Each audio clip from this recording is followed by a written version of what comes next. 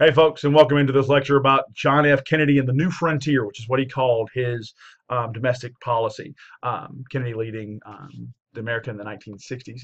This is Kennedy, obviously, here, and that's Lyndon B. Johnson, his vice president. That's actually him getting sworn in on Air Force One after Kennedy passed away. And Jackie O still got Kennedy's blood on her clothes. Okay, only president in history sworn in on a plane. We're not touching American soil. Okay, Kennedy was the Democratic nominee for president in 1960. He was from Massachusetts, very, very eloquent, very well spoken, really handsome guy. The women loved him. His charm, everybody just ate it up. And he promised to get America moving again. Well, how would he do that? Well, his energy coming off of Dwight D. Eisenhower, or Ike. We like Ike. Ike was an old man, very popular, but very stagnant, very stoic. And the youth and the charm and the vivaciousness of Kennedy really wanted to get it going. Okay, Richard Nixon was the Republican opponent. That's him here with Ike, and he wanted to ride the coattails of the popular president. The candidates agreed on many domestic and foreign policy issues. So really, there were a couple of things that pushed Kennedy over the top. That's television was one, and civil rights is the second one. Television debate. Kennedy and Nixon took part in the first ever televised debate, so that people could actually see them. That was on September 26, 1960. Kennedy looked, spoke, reacted just so much better than Nixon. And one of my favorite quotes about the debate was from journalist Russell Baker. Said that night, image replaced the printed word as the national language of politics. Doesn't care about what you say. Doesn't care about what your feelings are. Doesn't care about what you put on paper. Doesn't matter what you would do if you had the job. It's how you looked and how you sounded. Image took the place of written word, the printed word. Makes total sense, doesn't it? Why do you think President Obama beat George W. Bush? Okay. Well, actually, it wouldn't have been George W. Bush. It would have been Mitt Romney. Mitt Romney. So that was interesting. Confident, at ease, comfortable. Television had become such a crucial part of society that a lot of observers looked at the loss by Nixon as a result of television, because he didn't look very good. JFK looked cool, poised, at ease, and somebody even called Nixon a sinister chipmunk. Alvin, right? If Alvin was possessed by the devil, and you can look at some of that debate. I think I have it on the next slide. So let's listen to a little bit of this debate. Thank you, Mr. Nixon. That completes the opening statements, and now the candidates will answer questions or comment upon one another's answers to questions put by correspondents of the networks. The correspondents. I'm Sander Van Oker, NBC News. I'm Charles Warren, Mutual News. Notice they all look and sound alike. I'm Stuart Novin, CBS News. Bob Fleming, ABC News. The first question to Stuck in the Senator 1950s. Kennedy from Mr. Fleming. Senator, the Vice President in his campaign has said that you are naive and at times immature. He has raised the question of leadership. On this issue, why do you think people should vote for you rather than the Vice President? Immature. The Vice President and I came to the Congress together, 1946. We both served in the Labor Committee. I've been there now for 14 years, the same period of time that he has, so that our experience in government is comparable. Secondly, I think the question is, what are the programs that we advocate? What is the party record that we lead? I come out of the Democratic Party, which in this century has produced Woodrow Wilson and Franklin Roosevelt and Harry Truman, and which supported and sustained these programs which I've discussed tonight. Mr. Nixon comes out of the Republican Party. He was nominated by it. And it is a fact that through most of these last 25 years, the Republican leadership has opposed federal aid for education, medical care for the aged, development of the Tennessee Valley, development of our natural resources. I think Mr. Nixon is an effective leader of his party. I hope he would grant me the same. The question before us is, which point of view and which party do we want to lead the United States? Mr. Nixon, would you like to comment on that statement? I have no comment. No comment. Seriously? The next question to Vice President Nixon from Mr. Van Oker. Mr. Vice President, since the question of executive leadership is a very important campaign issue, I'd like to follow Mr. Novin's question. Now, Republican campaign slogans, you see them on signs around the country as we did last week, say, it's experience that counts. That's over a picture of yourself, sir. Implying that you've had more governmental, executive decision-making experience than your opponent. Now, in his news conference on August 24th, President Eisenhower was asked to give one example of a major idea of yours that he adopted.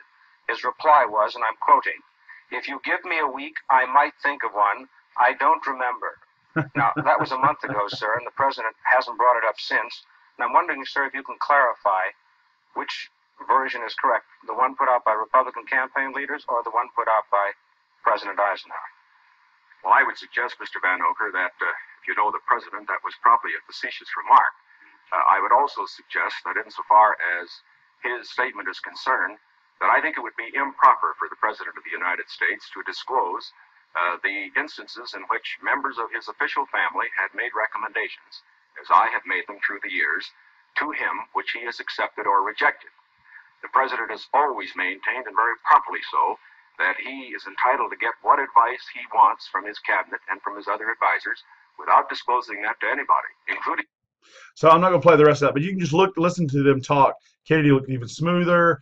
He was sitting down, was told to get up, didn't lose a beat. He stood up, and Richard Nixon was kind of like, does it maybe? He just seemed very uncomfortable. And throughout the debate, you'd notice right here on his chin, right there at the lip behind my fake goatee, he would be getting sweat puddled there, and he'd be getting sweat puddled in his eyes right here, a little bit on his forehead. Some people say that they turned on turned up the heater, turned up the temperature in there to kind of make Nixon look poorer. And also his suit kind of blended into the background. Kennedy had a darker suit. So everything was predicated on Nixon, excuse me, on Kennedy in this debate. And the first person Obama ran against was McCain. Sorry, my brain kind of slipped earlier. Okay. The other edge, we've got about television. Now let's talk about civil rights. Civil rights was blowing up in the early 1960s. And, this is the Greensboro 4. This very section of desk counter is in the Smithsonian Institute of American History. In October 1960, Martin Luther King Jr. was arrested while conducting a sit-in Georgia at a lunch counter, and he was sentenced to hard labor. Now, why do I bring this up? Well, it was interesting to see how Eisenhower's campaign, his administration, because they're still in power, reacted, and how Kennedy reacted. Well, Eisenhower refused to intervene. The first thing JFK did was call Coretta Scott King, Martin Luther King's wife, and then Bobby Kennedy, who eventually became JFK's Attorney General, worked hard to get King released. Now, the incident captured the attention of the African-American populace, the community, whose votes would be a big deal for Kennedy in some of these swing states, some of these key states. And to this day, Democrats, or the Democratic Party rather, most of the African-American people vote Democratic. Most women vote Democratic. So it's just interesting to see how the two administrations dealt with this particular issue and why civil rights was an edge for Kennedy. And you can see Nixon carried the West, Kennedy carried the Midwest, most of the North and the South. Ironically, New Hampshire, Vermont, and Maine went to Nixon, and Washington, Oregon, California went Nixon, which is strange because most of those states are usually Democratic. But then the flip side, New Mexico and Texas went for Kennedy. And most of the Midwestern states are usually Republican now. So it's interesting to see some of the differences there. But the close thing is the closest election since 1884. Kennedy only won by 2/10 of an electoral college vote. 2/10 of a percentage, rather. So that's pretty close. 119,000 votes, roughly, separated the two men. We talked about Nixon dominating the West while Kennedy won the South and the East Coast. Okay. Ask not what your country can do for you. I mean, some of the most quoted words in American politics. In his inaugural address, Kennedy gave this speech and asked that pledge, ask not what your country can do for you, but what you can do for your country. Think about what that means. Okay, I'm going to play a clip from the inaugural address. Think about what it means, and we'll talk about that here in a second. If it'll play. I have faith. Here we go. Buffering. Buffering. My internet sucks. Sides seek to invoke Finally. the wonders of science instead of its terrors. Together, let us explore the stars, conquer the deserts, eradicate disease, tap the ocean depth, and encourage the arts and commerce. Let both sides unite to heed in all corners of the earth the command of Isaiah to undo the heavy burdens and let the oppressed go free. And if a beachhead of cooperation may push back the jungle of suspicion, let both sides join in creating a new endeavor, not a new balance of power, but a new world of law, where the strong are just and the weak secure and the peace preserved. All this will not be finished in the first 100 days. The new frontier he's talking Nor about. will it be finished in the first 1,000 days, nor in the life of this administration, nor even perhaps in our lifetime on this planet. But let us begin. He's confident, he's strong, he's personable, he issues these challenges. Just listen. In your hands, my fellow citizens, more than mine, will rest the final success or failure of our course. Since this country was founded, each generation of Americans has been summoned to give testimony to its national loyalty. The graves of young Americans who answered the call to service surround the globe. Now the trumpet summons us again, not as a call to bear arms, though arms we need, not as a call to battle, though in battle we are, but a call to bear the burden of a long twilight struggle, year in and year out, rejoicing in hope, patient in tribulation, a struggle against the common enemies of man, tyranny, poverty, disease, and war itself. Can we forge against these enemies a grand and global alliance, north and south, east and west, that can assure a more fruitful life for all mankind? Will you join in that historic effort?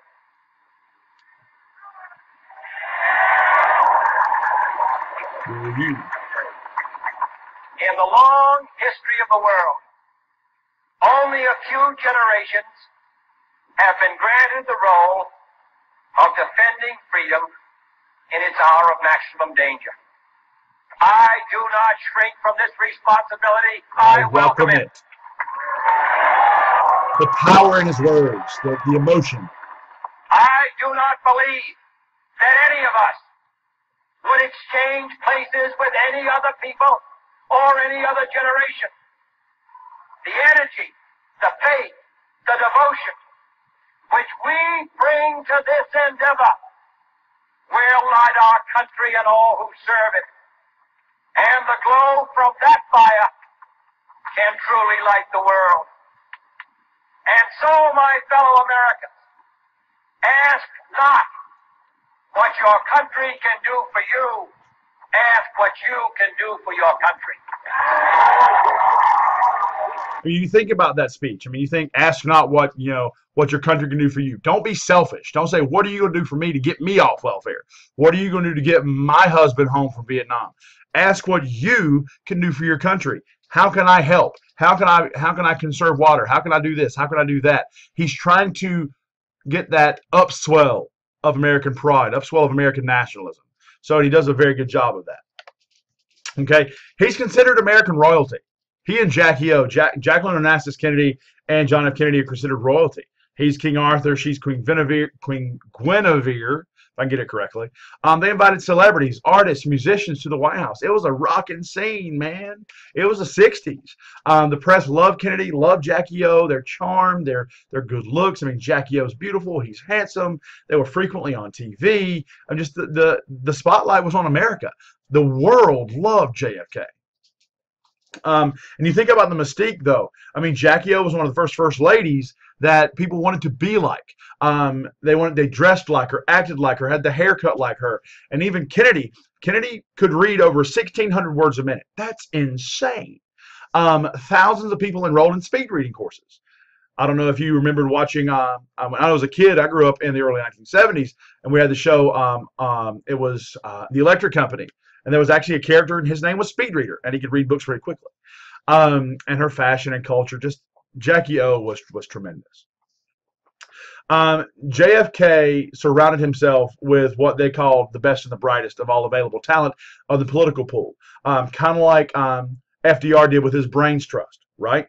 Of all the people, though, in his cabinet, he relied on his brother, Bobby Kennedy, close friend and advisor, very powerful man. Like I said before, ended up being appointed Attorney General and did a really good job in that position before he was assassinated and running for president. Cold War, I'm going to fly through this because a lot of us already know this. From the beginning, early 1961, Kennedy really focused on the Cold War, Soviet relations. JFK tripled our nuclear capacity. That's called nuclear proliferation, when a country gets a whole bunch of nuclear weapons. So because another country is getting a whole bunch of nuclear weapons, and you don't want to be outdone. So it's like nuclear chest thumping. So Kennedy started that. He increased our troops. He helped with our guns capacity. We started putting out a whole bunch more weapons, and he created the Green Berets. I don't know if you've ever been to Fort Bragg and seen the Green Berets and the Rangers down there, but I was down there as a kid as a Boy Scout. Man, those guys were insanely well trained. But he created the Special Forces. Cuba, that's Fidel Castro there in the corner. There's Havana. Just 90 miles off the coast of Florida.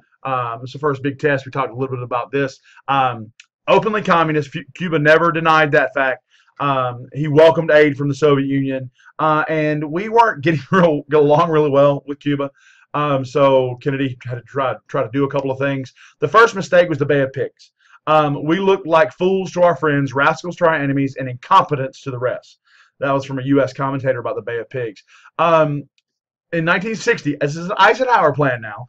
Eisenhower gave the CIA permission to train some Cuban exiles for an invasion of Cuba. What better people to invade Cuba than people who know the terrain? So Kennedy only learned of this plan 9 days into his presidency. All right. A lot of people blame Bay of Pigs on Kennedy. This was an Eisenhower plan. But in April 1961, 1,200 Cuban exiles met 25,000 Cuban troops that were backed by Soviet tanks and were easily defeated. What happened, though, our clocks were wrong. Our clocks were an hour off. We were supposed to have a distraction because we were trying to invade Havana from the backside. We were supposed to have a distraction with like some air raids and stuff so that our ground troops could land. But the ground troops got there before the distraction did. So they were like, oops, they were waiting for us in Havana. Oopsies. Do over. Okay. Then the Cuban Missile Crisis. This is Kennedy, Castro, and Khrushchev. Okay. Castro had a powerful ally in Moscow. Nikita Khrushchev this was a very important piece of land for the Soviets because they're really close to our border, only 90 miles south of it. Promised to defend Cuba with Soviet weapons, and flow of weapons into Cuba really increased. So Kennedy didn't really like the fact these weapons were 90 miles off our coast. So Kennedy made a dramatic television broadcast. We're blockading Cuba now. Okay, we are not going to tolerate nuclear weapons that close to us. So basically, there were nukes ready to launch in Cuba. We had some surveillance footage of some rockets ready to go. He was like, we would respond to any attack with Cuba with an all-out nuclear war against the Soviets. He said that on television. You even try to do something, man, we'll fire everything we got at you. Okay. And the 13 days. This is the movie. If you haven't seen it, it's awesome. Soviet ships were heading towards our way. There was a blockade of ships, so you couldn't get people into Cuba. JFK said, if you cross this line, we're going to fire upon you with every nuclear weapon we had. There was a ship. I remember hearing stories about this. There was a ship traveling directly towards the blockade. We had people with fingers on the button to fire. Ship came right to the blockade and took a left at Albuquerque. And it was a very tense, the closest we've ever come to nuclear war. Very tense, very tense, very tense. And Khrushchev finally agreed to remove the weapons from Cuba. In exchange for the fact that we never invade Cuba. We'll take the weapons out, but you can never invade Cuba. Whew. Okay. Then there's Berlin. Berlin, man, after World War II, and for the once it's just a city in turmoil. It's always in problems. In the 11 years since the Berlin airlift, almost 3 million East Germans from the Soviet side, East Germans, had fled into West Berlin. West Berlin was controlled by the Americans. Remember, I told you Checkpoint Charlie and the wall. Well, they fled East Berlin to go into the American sector. Okay, which makes sense because you're fleeing communist rule. You're getting somewhere where it's not communist, and you wonder why they put up the Berlin Wall. Okay.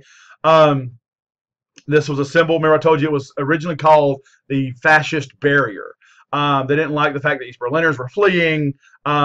Their departure hurt economy and it hurt the morale, if you can actually have a high morale as a communist. And after midnight on August 13th, the Soviets began the construction of 90-mile wall. A lot of people thought the Germans put up the Berlin Wall. Nope, it was the Soviets. Okay, and that because East Berlin was Soviet controlled. Okay. And that's kind of what it looked like, this barrier. There were gun towers, right? There was a pit with some wire, 2 layers of barbed wire fence, all sorts of things to try to get through it. So and most everything that had attack dogs through here, you couldn't just jump a wall, jump a fence. There was all these individual little barriers in between. So, okay, it was a feat. That's why very few people actually got through the wall. Khrushchev and Kennedy began searching for ways to ease the tension. They established a line. Literally, there's a line between the White House and the Kremlin. Kennedy could pick it up, and Khrushchev would answer, kind of like a bat phone. And then we put in the limited test ban theory, so we couldn't be testing all these nuclear weapons to try to save our atmosphere. That was a good science method there. Okay, don't kill our atmosphere. Okay, New Frontier. Actually, I'm going to stop here because I'm already at 22 minutes. The lecture tomorrow night will actually talk about his domestic vision called the New Frontier. So I'm going to stop here. Remember, come in tomorrow ready to take a quiz. It's going to be the normal 5-question quiz because I didn't get through a lot of it today. Just come class ready prepared.